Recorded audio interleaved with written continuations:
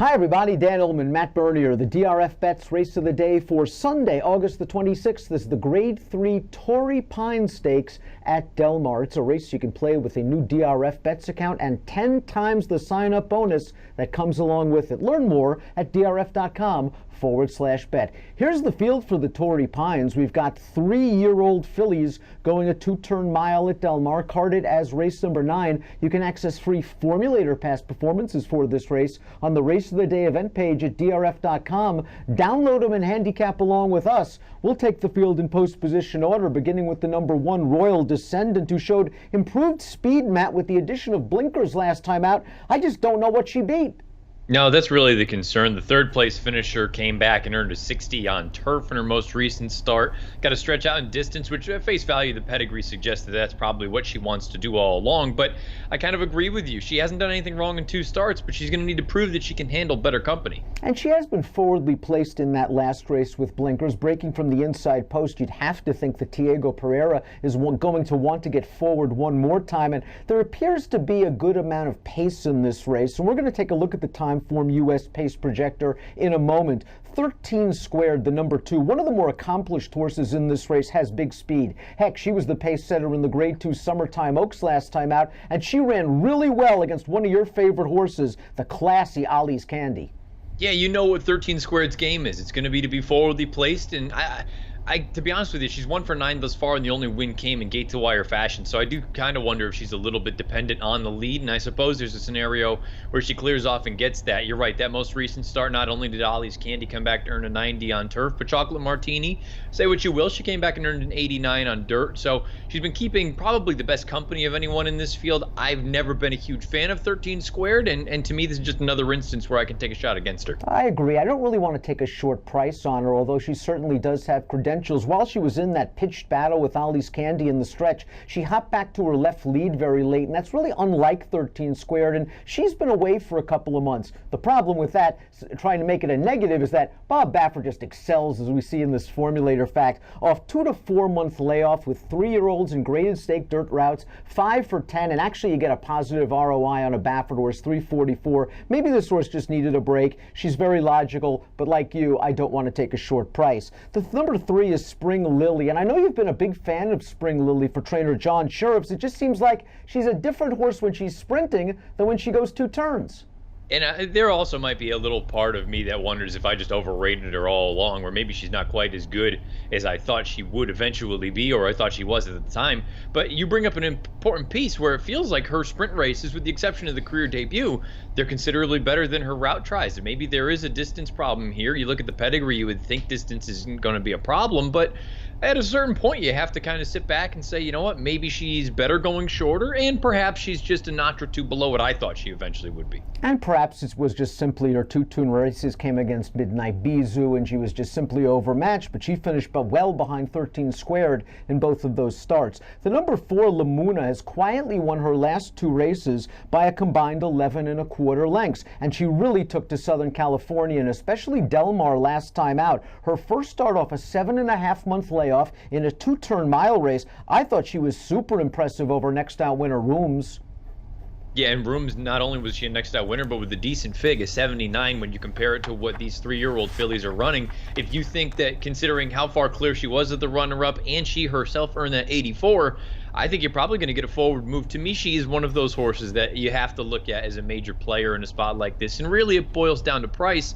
I think the interesting thing is, with the presence of 13 Squared and with some of the other fillies in this race, I do wonder if you get a fair, reasonable number on her. It's not going to be 7 or 8 to 1, but maybe you get a 4 to 1 price on her, and she's a very logical contender. You should get a nice price on the number 5. Well, hello, 10 to 1 on the morning line, even with Mike Smith aboard, and I think Danny Blacker's got something here. This is a late-running filly, and as we saw from the Timeform U.S. pace projector, we are expecting a hot pace that should work very well for Well Hello, which was unlike what we saw in her most recent start at Del Mar, going 6.5 furlongs. It was a rather short field, it was not a strong pace, and the winner of that race, Moonshine Memories, is a good horse. Even though she's stepping up from an allowance to a grade 3, I think it's a lateral move class-wise. Yeah, I think she fits in here pretty well. Timeform US had that race rated pretty highly. She herself earned a 109, a raw Timeform number, and that puts her right there with the main contenders. And also the way that she ran that day, I thought the main track was a little bit on the speed-friendly side.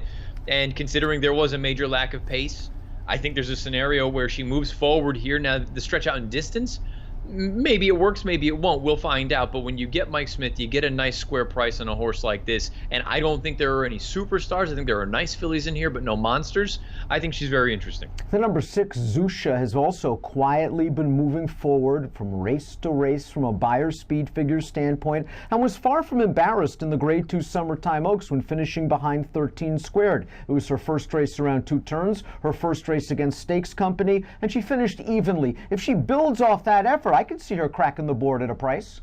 Absolutely. She's another one that, as far as the numbers are concerned, she's right there. She's a legitimate sort of threat as a bit of an outsider to the main contenders in here.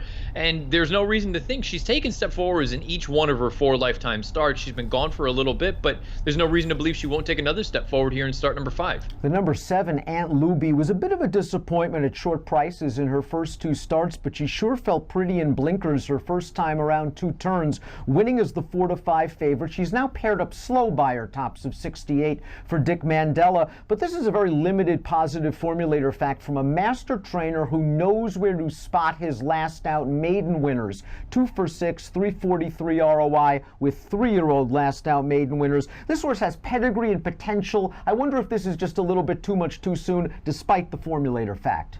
It's entirely possible, but I think another piece, and we talk about it so often with these races, specifically with the girls, there's no superstars in here.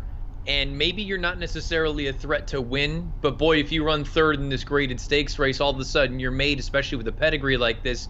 I do wonder, and I think you have to handicap it that way as well. Some of these horses, I think they're in it to try to hit the board. Wicked Storm was whipped by Storm Lily 3 starts back at Santa Anita, but she hasn't lost since that race. Now, she did need to go up to Golden Gate Fields and run on the Tapeta to win her maiden. And then last time out at Los Alamitos, I thought she looked good, but we've said it many times on these programs. At times, Los Alamitos can make kind of mediocre horses look good and vice versa. I think she's in good form, but I'm a little concerned about the distance.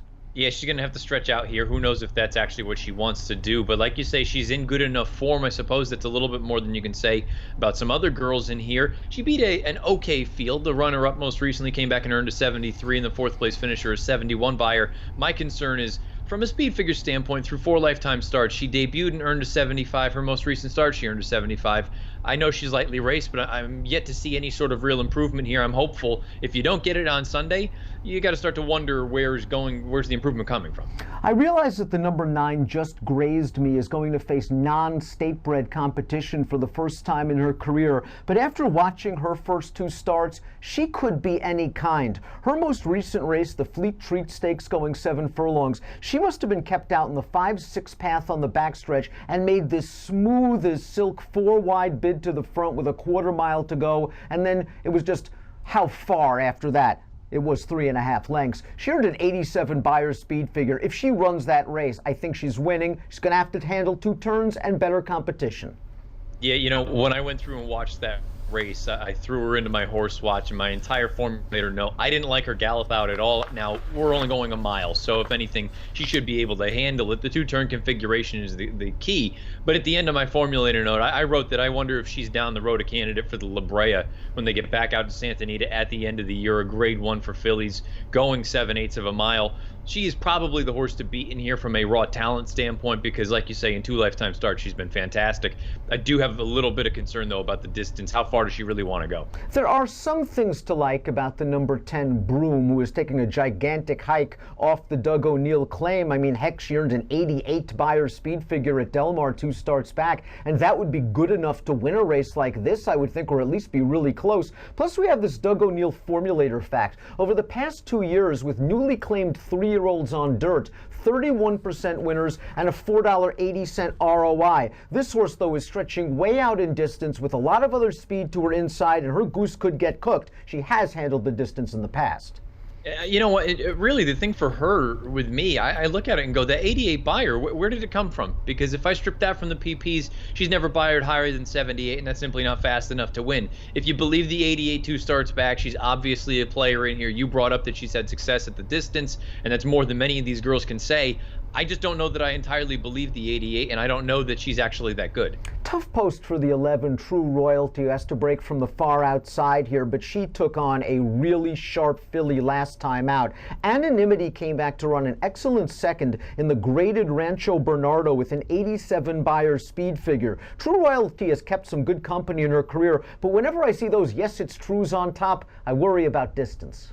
Agreed. I think she's probably going to be better going one turn. I also have concerns about how good she actually is, because you look at her through 6 lifetime starts, she's basically living in that mid-70 range. And again, we talked about it. You're probably needing something in the ballpark of a 90, I would imagine, to at least be competitive from a win standpoint. Maybe lesser than that, you can hit the board. But right now, I don't think she's fast enough. Should be a fun race, the Sunday DRFBets race of the day, the Grade 3 Torrey Pines. Let's take a look at our picks. You're going with a price. The 5, Well Hello, should get some pace. You're getting Mike Smith. And I still think she's got a ton of upside potential, and I think she'll get this distance.